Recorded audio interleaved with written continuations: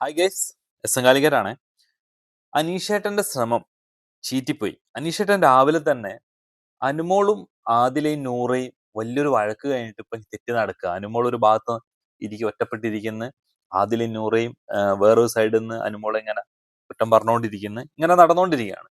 പക്ഷെ അനീഷ് എന്ത് പണി ചെയ്തെന്ന് വെച്ചാൽ ഇന്ന് രാവിലെ അനുമോളെ എടുത്ത് ചെന്നിട്ട് കാര്യങ്ങളൊക്കെ സംസാരിച്ചിട്ട് ആദിലേനെയും വിളിച്ചിരുത്തി, നൂറയും വിളിച്ചിരുത്തി കാര്യങ്ങളൊന്ന് സോൾവ് ചെയ്യാൻ വേണ്ടിയിട്ട് ഒന്ന് ശ്രമിച്ചു കേട്ടോ. ഒരു ചെറിയ ശ്രമം അനീഷിന്റെ ഭാഗത്തു നിന്നുണ്ടായി. നമുക്കറിയാലോ അനീഷിന്റെ ഒരു ലിമിറ്റേഷൻ.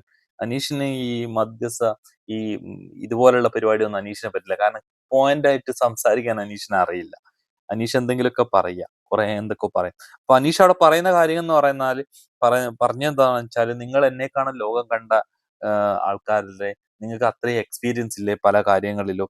അപ്പം നിങ്ങൾ മൂന്ന് പേരും ഈ വീട്ടിൽ ഇങ്ങനെ കളിച്ചു ചിരിച്ച് നടക്കുന്നത് ഒരു പോസിറ്റീവ് വൈബാണ്. അപ്പം ഇങ്ങനെയൊക്കെയാണ് അനീഷ് പറയുന്നത്.